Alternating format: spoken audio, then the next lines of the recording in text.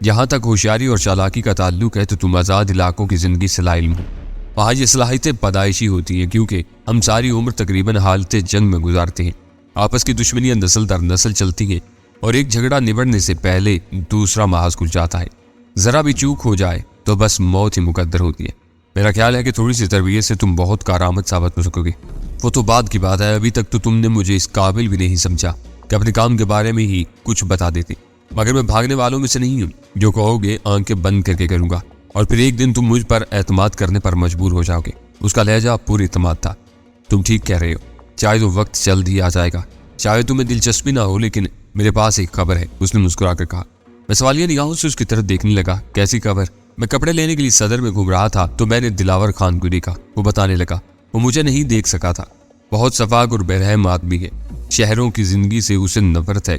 مجھے پورا یقین ہے کہ وہ یہاں مکرم خان اور اکبر خان کے خون کا انتقام لے لیا ہے۔ ان دونوں سے اس کا کیا تعلق ہے؟ میں نے تجسس سمیت لہجے میں کہا۔ وہ ان کا ماموں ہے، میرے آنے تک 6 خون کر چکا تھا۔ اسے اپنے بھانجوں کے قاتل کی بھنک بھی مل گئی تو اس کی ہڈیاں تک چبا ڈالے گا۔ میرے ذہن میں فوراً ہی ایک تدبیر ابھر آئی۔ وہ کہاں ٹھہرا ہوا ہے؟ سلطان شاہ نے بے پرواہی سے شانے اچکائے۔ مجھے کیا معلوم، میں تو اس کی نگاہوں سے بچ کر نکل گیا تھا۔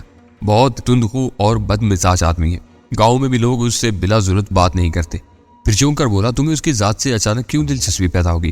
خطرناک صورت والا ہمارا حریف ہے، میں نے مانی کے لہجے میں کہا، اور وہی مکرم خان اور اکرم خان کا قاتل بھی ہے۔ اگر دلاور خان کو اس کے پیچھے لگا دیا جائے تو حساب برابر ہو جائے گا۔ اس نے برا سا منہ بنایا۔ یہ بات تھی تو مجھ سے ہی کہا ہوتا، چڑیا کے بچے کی طرح کہیں بھی اسے مسل دیتا۔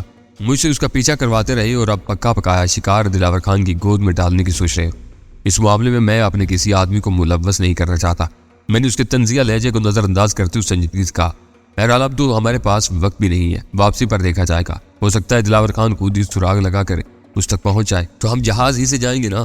روانگی کا ذکر آتے ہی فضائی سفر کے بارے میں اس کا شوق اوت کر آیا۔ ہاں، یہاں سے ہم الگ الگ روانہ ہوں گے۔ میں نے جیب سے ٹکٹ نکالتے ہوئے کہا، یہ رہا تمہارا ٹکٹ، لیکن یہ یاد رکھنا کہ کوئی گڑبڑ نہیں ہونی چاہیے۔ لاہور میں تمہیں مجھ سے الگ ہی رہنا ہوگا، تم فکر نہ کرو۔ وہ ٹکٹ کی ورکردانی کرتے ہوئے مسرور لہجے میں بولا، تمہیں مجھ سے کوئی شکایت نہیں ہوگی۔ پتہ نہیں تم سے پہلے ملاقات کیوں نہیں ہوئی۔ میں ہنسا ہوا اس کمرے سے نکلا۔ رکشی کی پناہ گاہ میرے علم میں آ چکی تھی اور مجھے یقین تھا کہ وہ میری واپسی تک پوری بے خوفی کے ساتھ وہیں مقیم رہے گی۔ قاسم یسی ون کے بارے میں سلطان شاہ کی اطلاع میرے لیے حیرت ناک ثابت ہوئی تھی۔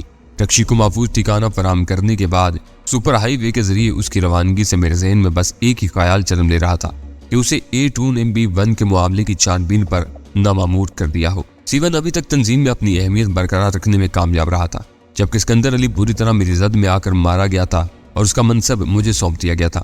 اس کے بعد V1 کا نام سامنے آیا، لیکن اس بیچارے کو زیادہ دنوں تک مجھ پر اپنی برتری چاڑنے کا موقع نہ مل سکا اور وہ اپنی ہی ایک حماقت کے ہاتھوں جہنم واصل ہو گیا۔ اس طرح براہ راست میں A2 سے وابستہ ہو گیا تھا، لیکن میں اس اعزاز کا اکلوتا مالک نہیں تھا۔ C1 کو بھی براہ راست اسی سے ہدایات مل رہی تھی۔ اس وقت میرے لیے یہ کام بہت آسان تھا کہ رکشی کے معاملے میں C1 کی حکم عدولی بلکہ بغاوت کی اطلاع A2 تک پہنچا کر اس کا پتہ صاف کروا دوں، کیونکہ A2 نے C1 کو رکشی کو ہلاک کرنے کا حکم دیا تھا، لیکن اس مردود نے اس کو چھپا کر اس کی رپوشی کا افسانہ تراش لیا تھا۔ اگر میں A2 کو گلشن اقبال کے اس مکان کے پتے سے آگاہ کر دیتا جہاں قاسم نے رکشی کو رکھ چھوڑا تھا تو دنیا کی کوئی طاقت ان دونوں کو A2 کی انتقامی کارروائی سے نہیں بچا سکتی تھی۔ اس تنظیم کی رفاقت میں نے اندازہ لگا لیا تھا کہ ان کے نزدیک وقتی کاروباری مفادات سے زیادہ اہمیت ڈسپلن کی تھی، اور محض اسی کڑے ڈسپلن کے باعث اتنے عرصے سے رازداری کے ساتھ منشیات فروشی کا کام چل رہا تھا۔ بظاہر C1 کے راہ سے ہٹ جانے سے مجھے فائدہ ہو سکتا تھا۔ اس جیسے پرانے اور قابل اعتماد رکن سے ہاتھ دھونے کے بعد A2 لامحالہ مجھے زیادہ اختیارات سونپنے پر مجبور ہو جاتا۔ اگر C1 کی جگہ باہر سے کوئی دوسرا آدمی بھی بھیجا جاتا تو مقامی معاملات کو سمجھنے کے لیے اسے میری مدد کی ضرورت ہوتی، اور یوں میں مقامی سطح پر بلا شرکت غیر اپنی باضابطہ بالادستی قائم کرنے میں کامیاب ہو جاتا۔ لیکن میں فوری فائدے کے بجائے اصل آدمی کی نشاندہی کرنا چاہتا تھا۔ مجھے یقین تھا کہ لاہور پہنچنے کے بعد میں اس سمت میں کوئی بڑی کامیابی ضرور حاصل کر لوں گا۔ میں ایئرپورٹ کے لیے روانگی تک اسی ادھیڑ بن میں الجھا رہا۔ روانگی کے لیے مجھے کوئی خاص تیاری نہیں کرنا تھی، البتہ احتیاطاً اسکندر علی سے ملا ہوا وہ بریف کیس میں نے تیار کر لیا تھا جس کا قفل صرف میرے انگوٹھوں کے نشانات سے کھل سکتا تھا، اور اگر اس کے ساتھ زبردستی کی جاتی تو خود کار میکنزم کے ساتھ وہ بریف کیس زبردست بارودی دھماکے کے ساتھ پھٹ جاتا۔ سلطان شاہ مقرر وقت پر ٹیکسی کے ذریعے ایئرپورٹ پہنچنے کے ارادے سے نکلا تو میں نے اسے روک لیا۔ وہ لاکھ ہوشیار سہی، لیکن اسے ابھی تک اندازہ نہیں ہو سکا تھا کہ ہمارے دشمن کس قدر منظم لوگ ہیں۔ قاسم شہر سے باہر گیا ہوا تھا، لیکن امکان تھا کہ اس نے میری ہدایت سے انحراف کرتے ہوئے کسی کو میری نگرانی پر مامور ضرور کر دیا ہوگا۔ اگر میرے مکان کے قرب و جوار میں اس کا کوئی کرگا موجود تھا تو میرے معمولات سے واقفیت کی جستجو میں وہ سلطان کی طرف سے بھی متوجہ ہو سکتا تھا اور بے خبری میں اسے اپنے پیچھے لگا کر ایئرپورٹ لے جاتا۔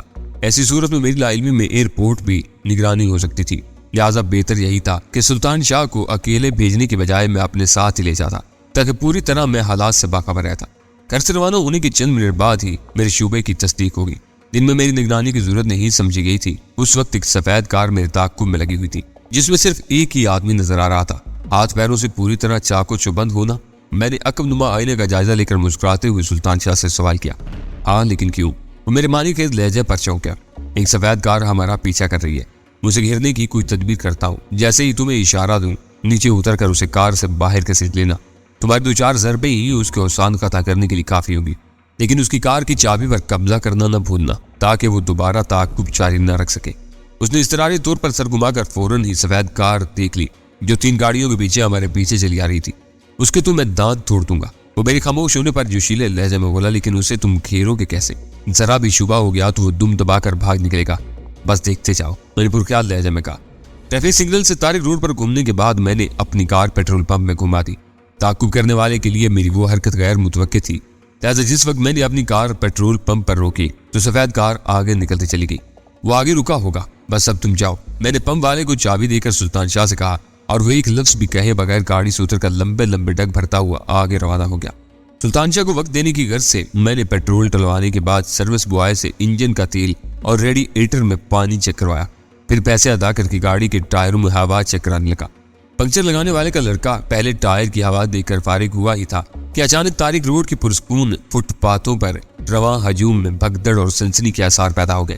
بیشتر لوگ اسی طرف سر اٹھا کر دیکھ رہے تھے جدھر سلطان شاہ سفید کار والے کی گردن ناپنے گیا تھا۔ میرے اعصاب پر تناؤ سوار ہونے لگا۔ اس وقت میرے لیے ایک ایک لمحہ قیمتی تھا۔ سلطان شاہ کو زیادہ دیر تک وہاں چھوڑنا خطرناک ثابت ہو سکتا تھا۔ وہ کارروائی کا آغاز کر چکا تھا اور اس مصروف علاقے میں پولیس ہر واردات میں فوری طور پر ملوث ہو جاتی تھی، کیونکہ وہاں گشت کے لیے سپاہیوں کی خاصی تعداد مامور تھی۔ اگلی 2 پہیوں کی ہوا چیک ہوتے ہی میں نے سروس بوائے کو 1 روپیہ تھمایا اور تیزی سے کار پمپ سے باہر لیا۔ سڑک پر آتے ہی بائیں طرف تھوڑے فاصلے پر ایک ہجوم نظر آیا۔ سڑک اور فٹ پاتھ پر پھیلے ہوئے فرد کی کوشش تھی کہ ہجوم کے وسط میں پہنچ سکے۔ کچھ تو سڑک گر گئی تھی، کچھ کار نشینوں کو اس ہنگامے کے بارے میں تجسس تھا، لہٰذا ٹریفک رینگتا ہوا آگے بڑھ رہا تھا۔ پھر اچانک ہی میرا دل باغ ہو گیا، کیونکہ سلطان شاہ کسی عام تماشائی کی طرح بھیڑ سے یوں باہر نکلتا ہوا نظر آیا کہ کوئی بھی اس کی طرف متوجہ نہیں تھا۔ میں نے 2 مرتبہ لمبا ہارن بجایا، جواباً دوسری گاڑیوں سے بھی شور بلند ہونے لگا، لیکن اس استثناء میں سلطان شاہ میری کار دیکھ چکا تھا۔ وہ مسکراتا ہوا میری رینگتی ہوئی کار کی طرف آیا اور دروازہ کھول کر بے پرواہی سے میرے پہلو والی نشست پر بیٹھ گیا۔ کیا ہوا؟ بڑی آسانی سے لوٹ آئے؟ میں نے اشتیاق آمیز لہجے میں سوال کیا۔ اس نے مٹھی میں دبی ہوئی چابی میری گود میں ڈال دی اور ہنستے ہوئے بولا، اس کی تو ہڈیاں ہی سرما ہو جائیں گی، اس کے ساتھ حرکت کیا کی تم نے؟ میں نے گاڑی آگے بڑھاتے ہوئے پوچھا۔ بس گریبان پکڑ کر اسے باہر گھسیٹتے ہوئے میں نے اونچی آواز میں عورتوں سے پرس چھیننے والے پر ملامت کی۔ آنن فانن میں اس پر ہر طرف سے جلگار ہوگی۔ 4 قرب جوار کے دکاندار پیش تھے، انہوں نے اسے سنبھالا اور میں چابی نکال کر رکھی سکایا۔ سچ پوچھو تو میں اسے ایک بھی بھرپور ضرب نہ لگا سکا۔ میں دل میں اس کی مکاری کی داد دیے بغیر نہیں رہ سکا تھا۔ چاہے یہ اتفاق ہی تھا کہ اس نے اپنے حریف پر کسی عورت سے پرس چھیننے کا الزام لگایا تھا، لیکن یہ حقیقت تھی کہ ان دنوں طارق روڈ اور قرب جوار کی گلیوں میں ایسے واقعات بکثرت ہو رہے تھے جن کی بنا پر اکیلی عورتیں اس علاقے میں خریداری سے گریز کرنے لگی تھی، اور شاید علاقے کے دکاندار بھی دھندا خراب ہونے پر ایسے اچکوں پر جھلائے ہوئے تھے جو اسکوٹر یا کار میں سوار ہونے کی وجہ سے کبھی گرفت میں نہیں آتے تھے۔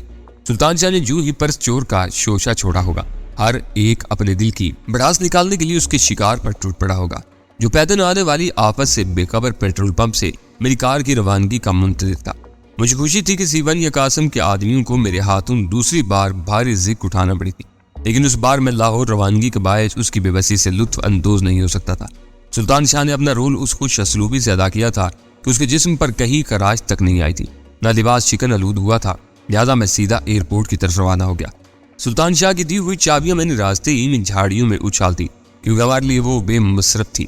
ان دنوں ایئرپورٹ پر پارکنگ کے باضابطہ طریقہ کار کا نفاذ نہیں ہوا تھا، لہٰذا میں نے بے فکری سے اپنی گاڑی ایک درخت کے سائے میں پارک کی اور دروازے مقفل کر کے سلطان شاہ کے ہمراہ لاؤنج کی طرف چل دیا۔ سڑک عبور کرتے ہوئے ناگہانی میری نظر کرنل زوار زیدی پر پڑی تو میں بوکھلا گیا۔ الگ الگ روانگی کا پروگرام طے کرتے ہوئے میں یہ بھول ہی گیا تھا کہ غزالہ کو کوئی نہ کوئی ایئرپورٹ پر چھوڑنے ضرور آئے گا۔ اگر میں تنہا ہوتا تو شاید مجھے کوئی فکر نہ ہوتی، لیکن سلطان شاہ کی موجودگی کے بارے میں غزالہ کے باپ کو مطمئن کرنا دشوار ہو جاتا۔ میں کرنل زوار زیدی سے بچ کر سلطان شاہ کو ہدایت دینے کے بارے میں سوچنے بھی نہ پایا تھا کہ اس نے مجھے دیکھ لیا اور بے توانا انداز میں ہاتھ ہلاتا ہوا بھیڑ سے نکل آیا۔ شاید غزالہ اندر جا چکی تھی اور وہ بیچارہ میری تلاش میں مسافروں کے ساتھ آنے والوں کی بھیڑ میں کسی کٹی ہوئی پتنگ کی طرح چکراتا پھر رہا تھا۔ اس نے بے تابانہ انداز میں فٹ پاتھ سے اتر کر سڑک کے کنارے ہی میرا استقبال کیا۔ اکیلے چلے آ رہے ہو؟ سامان کہاں ہے تمہارا؟ اس نے استفسار کیا۔ پھر اس کی نگاہیں میرے ساتھ کھڑے ہوئے سلطان شاہ پر مرکوز ہو گئی۔ یہ کون ہے تمہارے ساتھ؟ میں ہنس پڑا۔ یہ میرا پی اے سلطان شاہ ہے۔ لاہور کا کوئی لمبا چوڑا پروگرام تو ہے نہیں، لہٰذا ایک دو جوڑے بریف کیس ہی میں ڈال دیے ہیں۔ تو یہ سلطان شاہ بھی تمہارے ساتھ جہاز سے جائے گا؟ کرنل کا ذہن اسی میں الجھ کر رہ گیا تھا۔ ظاہر ہے میں نے آہستگی سے کہا، چلو تم آگے چلو۔ کرنل نے سلطان شاہ کو ٹوکا، ہم نے ضروری بات کرنی ہے، یا تمہاری موجودگی ضروری نہیں۔ اس کا لہجہ ہتک امیز تھا، جیسے میرا پی اے ہونے کے باعث سلطان شاہ اس کا بھی غلام رہا ہو۔ لیکن سلطان شاہ کی پیشانی پر شکر تک نہیں آئی۔ وہ توفیمی انداز میں سر ہلا کر آگے بڑھ گیا۔ یہ میرا بہت ہی قابل اعتماد مددگار ہے۔ میں نے سلطان شاہ کی اہمیت ذہن نشین کرانے کی نیت سے بات بڑھائی، لیکن کرنل نے بے پرواہی کے انداز میں میری بات اڑا دی۔ ہوگا، ضرور ہوگا، لیکن ہے تو وہ تمہارا ملازم ہی نہ۔ ملازموں کو اتنا منہ نہیں لگانا چاہیے۔ کیا ضرورت تھی اسے جہاز میں لے جانے کی؟ ریل سے بھیج دیتے، اس طرح ملازم سر چڑھ جاتے۔ کرنل زوار زیدی نے جو کچھ کہا میری ہمدردی ہی میں کہا تھا، اس کی وہ کھلی مداخلت مجھے پسند نہیں آئی۔ پھر اصولی طور پر خادم مخدوم کے اس روایتی نظریے کا سخت مخالف میں خود تھا۔ آپ بے فکر رہیں، میں اسے دیکھ لوں گا، میں نے مسکراتے ہوئے نرم لہجے میں کہا۔ پھر چند فکروں کے تبادلے کے بعد میں اس سے اجازت لے کر اندر روانہ ہو گیا۔ یہ کون تھا؟ حال میں پہنچنے کے بعد سلطان شاہ نے مجھ سے سوال کیا۔ مجھے اندازہ ہے کہ اس کا رویہ تمہارے لیے اذیت ناک ہوگا، لیکن آپ اسے بھول جاؤ۔ وہ مجھ سے علیحدگی میں بات کرنے کے لیے بے چین تھا۔ تمہیں میرے ساتھ دیکھ کر اس کا موڈ خراب ہو گیا تھا، ورنہ وہ دل کا برا آدمی نہیں۔ میں نے سلطان شاہ کے شانے پر ہاتھ مار کر کہا اور وہ بیچارہ مسکرا کر رہ گیا۔ حال مسافروں سے بھرا ہوا تھا، لیکن غزالہ اس بھیڑ سے الگ تھلگ میرے انتظار میں کھڑی ہوئی تھی۔ مجھے دیکھتی وہ تیزی سے میری طرف لپکی تھی۔ اس نے کچھ کہنے کے لیے منہ کھولا، لیکن میرے ساتھ ایک اجنبی کی موجودگی کا احساس کرتے ہی کچھ کہے بغیر ہونٹ بند کر لیے۔ یہ سلطان شاہ ہے، میرا دست راز سمجھ لو۔ میں نے مسکراتے ہوئے کہا، لاہور میں تمہاری دیکھ بھال اسی کے ذمہ ہوگی۔ پھر میں سلطان شاہ سے مخاطب ہو گیا، یہ میری منگیتر غزالہ ہے۔ شاید سلطان شاہ کے لیے کسی خوبصورت لڑکی سے یوں متعارف ہونے کا وہ پہلا موقع تھا، لہٰذا وہ بے بسی سے دان نکال کر رہ گیا اور غزالہ میرے قریب کھسک آئی۔ آپ کو کافی دیر ہو گئی، اس نے شکایت امیز لہجے میں کہا۔ مجھے تشویش ہونے لگی تھی، باتیں بعد میں ہوں گی، پہلے بورڈنگ کارڈ لے لوں، میں نے مسکراتے ہوئے کہا اور سلطان شاہ کو ساتھ لے کر کاؤنٹر کے سامنے لگی ہوئی قطار میں کھڑا ہو گیا۔ باہر ملنے والا سسر تو نہیں تھا تمہارا؟ سلطان شاہ نے دھیمی آواز میں سوال کیا اور میں چونک پڑا۔ تمہیں کیسے معلوم ہوا؟ بس اندازہ۔ وہ میری آنکھوں میں آنکھیں ڈال کر بھرپور انداز میں مسکرایا۔ پہاڑوں سے سمندر تک ویسے تو 4 صوبے ہیں، مگر بہت سی باتیں ہر جگہ مشترک ہیں۔ ہماری طرف بھی ہر شخص اپنے داماد کو دھوس میں لینے پر تلا رہتا ہے۔ تم احمق ہو۔ وہ مجھے دھوس میں نہیں لے رہا تھا، بس ذرا جھلایا ہوا تھا۔ اس موضوع پر بلا وجہ مجھ سے الجھنے لگا اور میں بھی وقت گزاری کے لیے اس کی گفتگو میں دلچسپی لینے لگا۔ اس کا خیال تھا کہ بعض علاقوں میں شادی کے لیے خطیر رقم لڑکیوں کے والدین کو ادا کی جاتی تھی اور بڑے شہروں میں لوگ پیسے کے بل پر اچھے داماد خریدنے کی فکر میں رہتے تھے۔ لیکن دامادوں کے ساتھ ہر سسر کا رویہ ایک ہی ہوتا ہے، خواہ وہ زر خرید ہو یا خریدار۔ کاؤنٹر پر باری آنے پر ہی وہ موضوع ختم ہو سکا۔ بورڈنگ کارڈ لینے کے بعد ہم تینوں سیکیورٹی کے مرحلے سے فارغ ہوئے اور پھر لاؤنج کی طرف جانے والی راہداری میں داخل ہو گئے۔ اسے ساتھ لینا تو ہمارے پروگرام میں شامل نہیں تھا، غزالہ نے پرتجسس لہجے میں پوچھا۔ قابل اعتماد آدمی ہے، میں نے دھیمی آواز میں کہا۔ ضرورت پیش آئی تو ہمارے لیے سر تھڑ کی بازی لگا دے گا، لیکن وہاں ایسی نوبت ہی کیوں آئے گی؟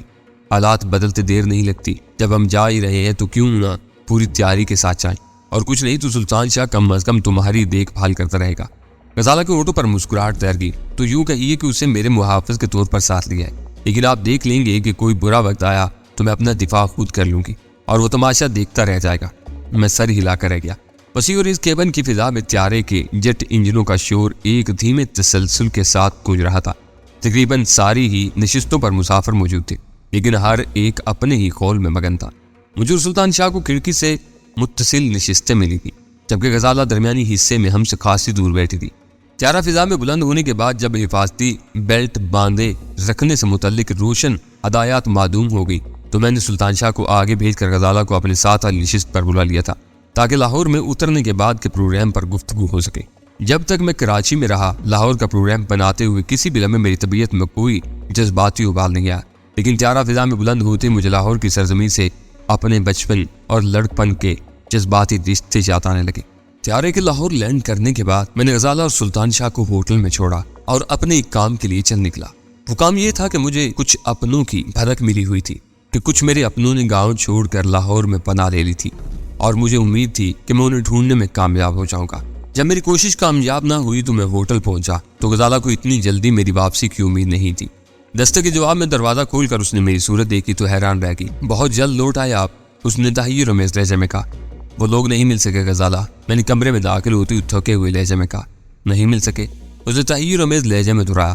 تو اب کیا ہوگا؟ قدرت کو منظور ہوا تو شاید کوئی اتفاق کی بہانہ بن جائے، ویسے تو کوئی امید نہیں، نہ جانے وہ لوگ کہاں چلے گئے ہیں۔ میں نے بستر پر جوتوں سمیت دراز ہوتے ہوئے کہا۔ پھر میں ذہن میں خیالات کا تانا بانا الجھنے لگا۔ پہلے بھی وور کا سفایا ہوا اور اس کی جگہ کراچی کی حد تک سارے تنظیمی معاملات میں مجھے خود مختار بنا دیا گیا۔ 300 میل کی حد میں کام کرنے والا طاقتور ٹرانسمیٹر MT300 بھی میری تحویل میں آ گیا۔ اس کے بعد پورے شہر میں صرف C1 یا قاسم ہی ایک ایسا شخص تھا جو میری منمانیوں کی راہ میں رکاوٹ بن سکتا تھا، مگر اسے میں نے نہایت خوبصورتی کے ساتھ دوسرے الجھنوں میں پھانس لیا تھا۔ پھر مجھ سے اوپر والا بھی قدرت کے بھیانک انتقام کا شکار ہو گیا۔ اخبارات میں اسے مٹھا خان کہا گیا، لیکن تنظیم والوں کے لیے وہ B1 تھا۔